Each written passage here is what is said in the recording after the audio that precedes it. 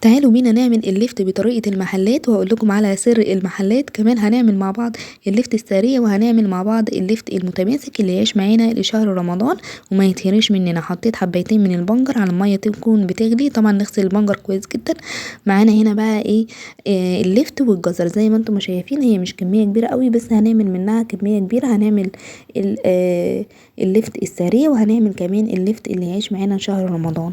معانا هنا بقى الليفت زي ما انتم شايفين لازم ان احنا نغسله كويس جدا، لان هو بيبقى فيه اتربه جامده جدا. يعني ننقعه كويس جدا عشان هو بيبقى فيه اتربه جامده جدا. معانا هنا بقى القطاعه بتاعتنا. بعد ما قطعناها حلقات هنقطعه كده صوابع زي ما انتم شايفين، بتدي شكل الجاهز بتبقى حلوه جدا. طبعا لو ما عندناش نقطعه بنقطعه اي تقطعات احنا حابينها بالشكل ده. احنا مش هناخد من وقت الفيديو، هنقطع كده حبايتين بس. قطعنا كده اللفت زي ما انتم شايفين، ومعانا هنا حبايه برضو من الجزر هنقطعها كده حلقات، وبعد كده برضو هنقطعها صوابع بالشكل اللي انتم شايفينه ده. بعد كده هنيجي بقى بعد ما نقطعناها، معانا هنا البنجر. بدأت ان انا زودت كده شويه من الميه، وهبدأ ان انا اضربهم في الخلاط. وهنا بقى هنضرب البنجر كده في الخلاط.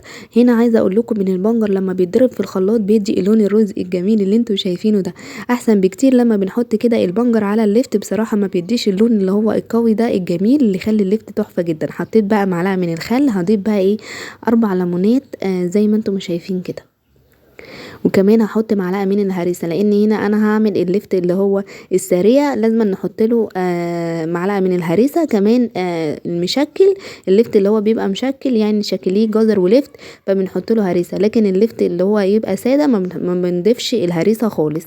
هضيف بقى الملح كده بالتدريج زي ما انتم شايفين، وبندوقه طبعا عشان هنا الليفت بيختلف عن الزيتون والليمون.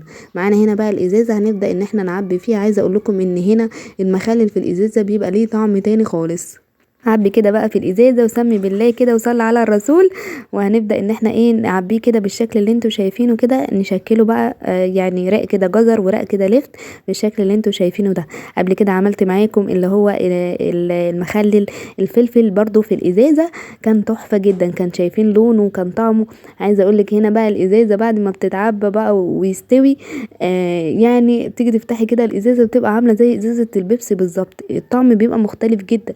يعني لما تيجي تفتحيها كده بتحطي طبقه كده من تحت عشان خاطر ان هي بتبقى عامله زي ازازه البيبسي لما بتبقي رجاها كده. عشان كده بقول لكم الطعم مختلف تماما، لازم بجد تجربوها بالطريقه دي. هنا بعمل بقى ازازتين بالظبط من اللفت المخلل اللي هو السريع. بصوا شكله تحفه جدا، يعني تحط كده ديكور بقى على المطبخ. بصوا جميل جدا. تعالوا بقى نعمل الليفت اللي هو يعيش معانا شهر رمضان ويبقى متماسك. هنحط كده الليفت كده بحاله، يبقى الليفت حجم متوسط. هنضيفه كده بحاله عشان يعيش معانا وما يتهريش. وهنا دي قطعتها عشان كانت حجمها كبير شويه. هبدأ بقى ان انا اضيف عليه حبه كده من العصيان من على الوش عشان خاطر نغطي البطرمان كده بتاعنا. العصيان دي برضو بتبقى طعمها حلوة جدا. هنضيف بقى المية اللفت بطريقة مختلفة خالص عن مية اللفت اللي هو المشكل، بيختلف شوية عنه. فهضيف بقى هنجيب بقى المية بتاعة البنجر كده زي ما انتم شايفين. هبدأ بقى ان انا اضيف عليها 3 حبايات من الليمون، وهضيف عليها كمان الملح. مش هضيف هريسة ولا خل عشان خاطر الخل هيسوهولي بسرعة. والهريسة بتبقى عايزة اللفت اللي هو المخلل اللي هو المشكل، يعني لفت مثلا على جزر او اي حاجة فبيتحط هريسة. وزي ما انتم شايفين ضفت برضو الملح، وطبعا بندوق الملح بتاعه عشان انتوا عارفين زي ما قلت لكم ان اللفت ما بيبقاش عايز ان هو يبقى حادق قوي بالشكل اللي انتوا شايفينه ده. اهو بعبيه معاكم. وبعد كده بقى هوريهولكم برضو بعد ما استوى اللي هو طبعا السريع، عشان التاني دوت هياخد وقت. زي ما انتم ما شايفين كده شكله تحفة جدا. تعالوا بقى اوريكم بعد ما استوى اللي هو بقى السريع، بجد تحفة جدا. ولو وصلت لغاية هنا ما تنسوناش في اللايك والاشتراك، وتقولوا لنا ايه رأيكم في الفكرة بتاعتنا. زي ما انتم ما شايفين انا هنا فتحته بس ما جاتش اللقطة بقى وهو بيفور.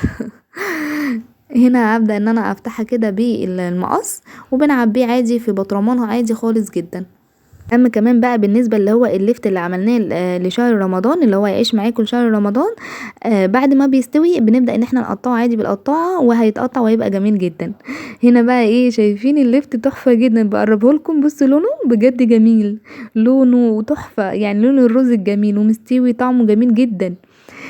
كمان عايزه اللفت ما يبص منك ويفضل كده على لونه، ويفضل كده ما يعملش ريمه وحشه من على الوش ولا اي حاجه.